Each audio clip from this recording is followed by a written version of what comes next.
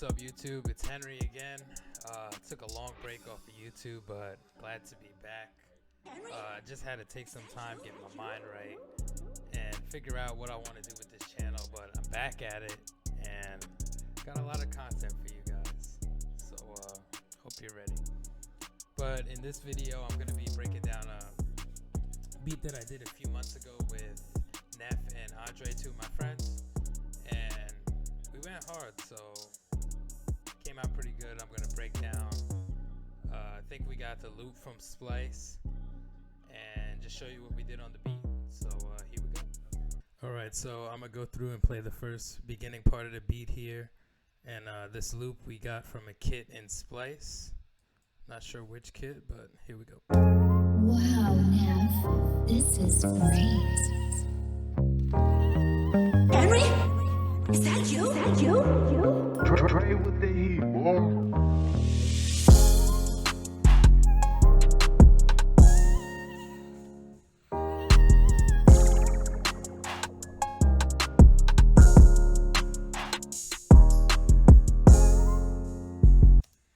Alright, cool. So I'll break down the drums first, and then I'll go back and show you how we laid it out. So I'm gonna just get a pattern here.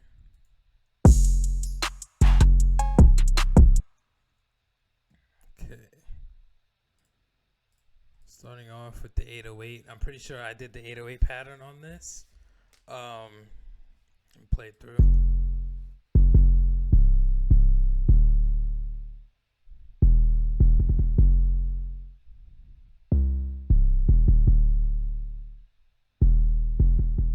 So when I first made it, I would, let's say F for example, I just had it long, and then the next note, what is that, a C?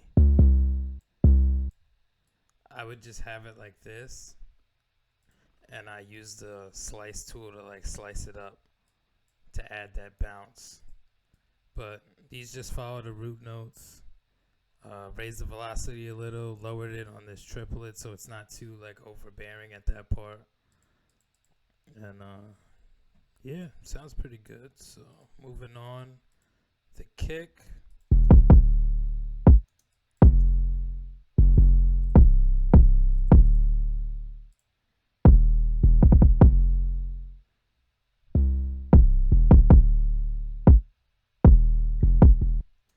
A few things. We don't have the kick hitting on every single time that like the 808 changes. Just we'll take some out just so it's not like repetitive. And here again, lowered the velocity when there's a triplet. And then on the high notes, I never like to put a kick there, because if you do, it kind of sounds like weird. Let me not say never. It depends on the kind of beat. Like if it's a hyper pop beat, I'll put it, but not on this. And then at the end here, it's good to get selective and not put the kick every time, because if we were, it would sound like this.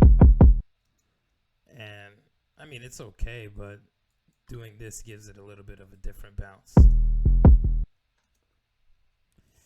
Okay, next we got the open hat.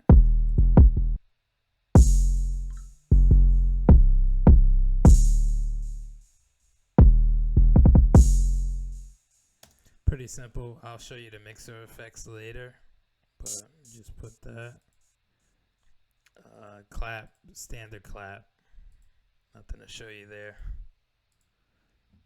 And hi-hats, I guess this was a time where we weren't doing the randomized feature, so it's just all the same velocity. Simple.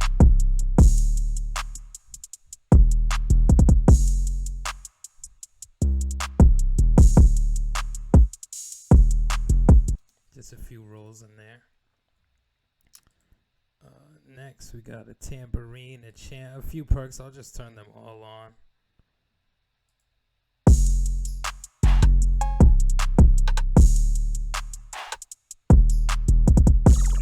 Much like all the empty pockets. And then we have this snare.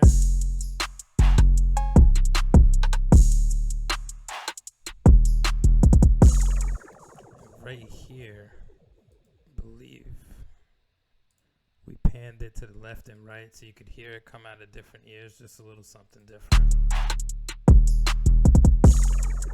And it also hits at the same time as the clap to make it really smack.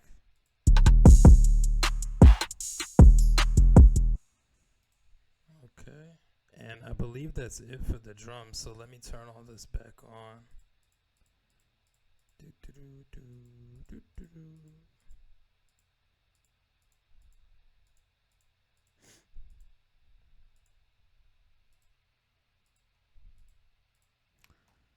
Delete that. Okay, now for the layout, I always keep the same pattern just in case I want to go back and listen like I just did, or if I want to make a change, it's a little bit easier to just delete them all and split it again.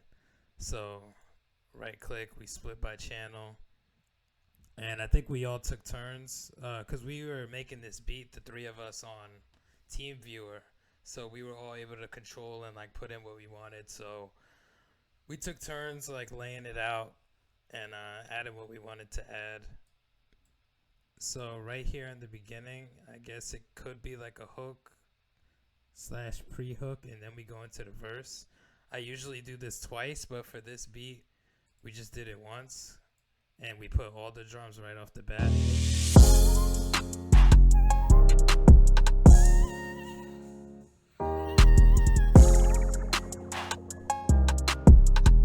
That pause right there gave it a nice little like, oh, what happened? And then it comes right back. Then for the verse, just take everything out. Then bring the hi-hats and clap. Another little pause right here.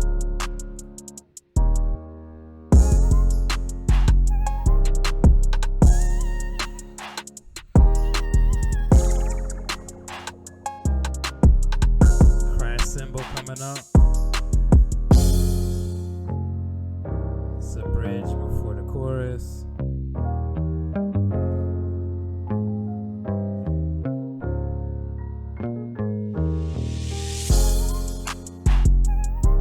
Then it's back to the chorus again. Is this the chorus? Yes. But like this is the proper chorus, so now it's, you know, two of these blocks. We didn't have the kick in and some of the perks on the first time, and then we put everything back in. And then just copied and pasted the whole thing. And did a little fade out here at the end.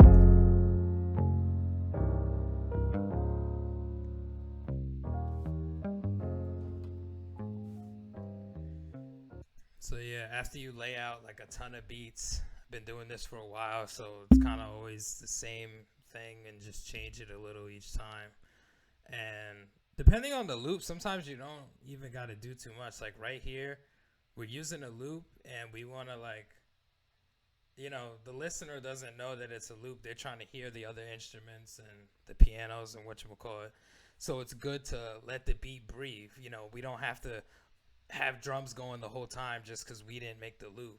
But whoever's listening, like this part is necessary. That way they could, you know, actually hear what else is going on.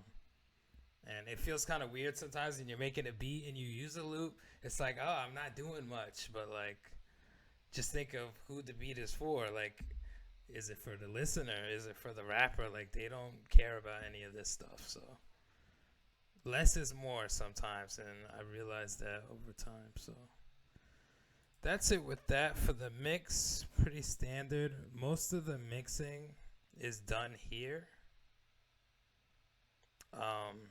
Yeah, most of the mixing is done here, just like the leveling. And might have to tweak a few things here, mostly the melody and the tags and stuff.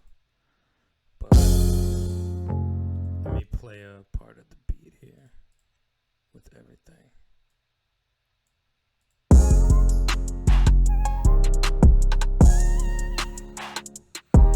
Yeah, just turned a few things down. We put the kick in mono. And this open hat has a stereo shaper and the fruity delay. Just turned it down so it's not like too loud, but you can hear like